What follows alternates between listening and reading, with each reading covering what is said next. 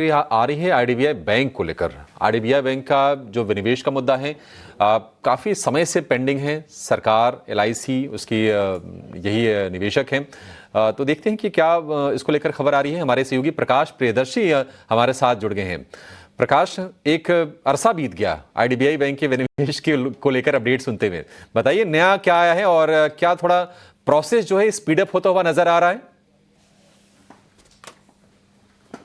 देखिए, IDBI bank के विनिवेश के मोर्चे पर काफी इंपॉर्टेंट डेवलपमेंट है। जो जानकारी हमें मिल रही है सूत्रों के हवाले से, उसके हिसाब से जो प्रोसेस है वो ट्रैक पर है और साथ ही साथ सरकार जो है राइट डायरेक्शन में आगे बढ़ रही है, जैसा कि हमें सूत्र बता रहे हैं। और एक डेडलाइन तय किया गया है जिसके हिसाब से इस ट्रांजैक्शन को कंप्लीट किया जाएगा। सही समय पर फाइनेंशियल बिड्स इनवाइट किए जाएंगे और सरकार की योजना ये है कि अक्टूबर-नवंबर तक इस ट्रांजैक्शन को कंप्लीट कर लिया जाए, या फिर एनी केस में दिसंबर 2025 तक आईडीबीआई बैंक के डिसइन्वेस्टमेंट प्रोसेस को कंप्लीट कर लिया जाएगा, जैसा कि सूत्र हमें बता रहे हैं। तो एक क्लियर इंडिकेशन है कि एक डेडलाइन के साथ सरकार इस ट्रांजैक्शन को चालू वित्त वर्ष के अंदर कंप्लीट करना चाहती है।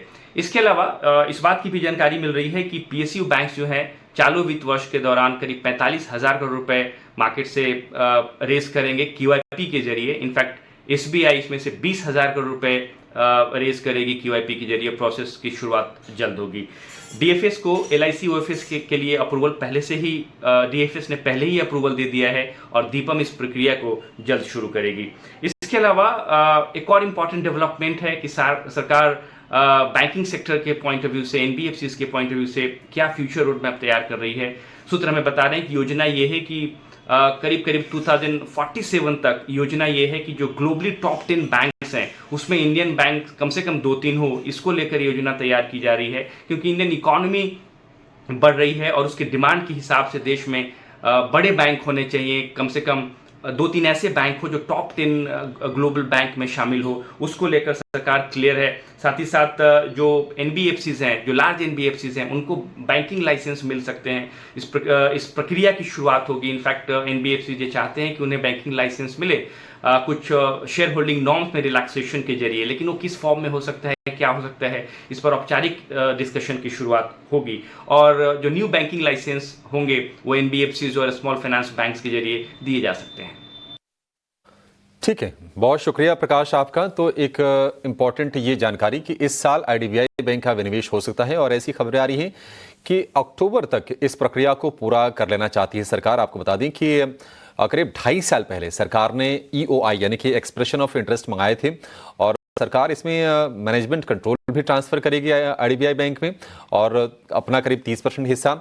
और अगर हम एलआईसी की बात करें, सरकार एलआईसी के मिला दे तो मेजॉरिटी शेयर होल्डिंग इन्हीं की है। 30% एलआईसी का हिस्सा बिकेगा और 30% सरकार का हिस्सा बिकेगा, ऐसी खबरें आई थी। और जो कंटेंडर थे जिन्होंने एक्सप्रेशन ऑफ इंटरेस्ट दिया था उसमें कुछ बड़े नाम थे। फेयरफैक्स होल्डिंग का नाम आया था, तब एनबीडी एमिरेट्स का नाम था और भी कई सारे नाम थे। देखते हैं कि प्रक्रिया कहाँ तक आगे बढ़ी है और सरकार अब क्या कर रही है, लेकिन ये थोड़ा सा स्पीडअप होती हुई प्रक्रिया जरूर दिख रही है। ये सोर्सेज के हवाले से फिलहाल खबर है, इस पर आधिकारिक जानकारी आएगी तो वो भी आपके लिए हम अपडेट करेंगे। तपन जी, एक बार फिर से आपसे जरा व्यू जानना चाहेंगे आईडीबीआई बैंक को लेकर। आईडीबीआई बैंक में आप कितनी वैल्यू देख रहे हैं? और ये डाइवेस्टमेंट वाली खबर कई बार आई, कई बार पक्की लोगों ने मतलब कयास लगाए होंगे। क्या करें आईडीबीआई बैंक, आपके हिसाब से फेयर वैल्यू है 100 रुपए? जी अभिषेक, देखो यार, ये तो पूरा न्यूज फ्लो से ही चलता है और कितने सालों से मैं आईडीबीआई का सुन रहा हूँ। और लेकिन ऑफ कोर्स मूवमेंट काफी अच्छा आ गया है कुछ साल में, क्योंकि ये प्रक्रिया काफी टाइम से चल रही थी। तो अभी 100 पे तो ना ऑलमोस्ट फेयर वैल्यू के आसपास है। और देखिए, ऐसा नहीं, इनके फिगर्स भी ठीक ठाक ही है। अगर मैं देखूँ तो नेट एडवांसेस भी 9% ईयर ऑन ईयर ग्रोथ हुआ है। डिपॉजिट भी ऑलमोस्ट आप कैसे 3 लाख के आसपास 7% से ग्रोथ हुआ है। तो कैपिटल एडिक्वेसी रेशियो भी 18% है, जो बताता है कि ठीक ठाक बैंक है, ऐसा कोई प्रॉब्लम नहीं आई है। लेकिन जो ये स्टेक सेल का था वो सबसे बड़ा हैंगओवर था इस कंपनी के, इस बैंक के लिए, सॉरी।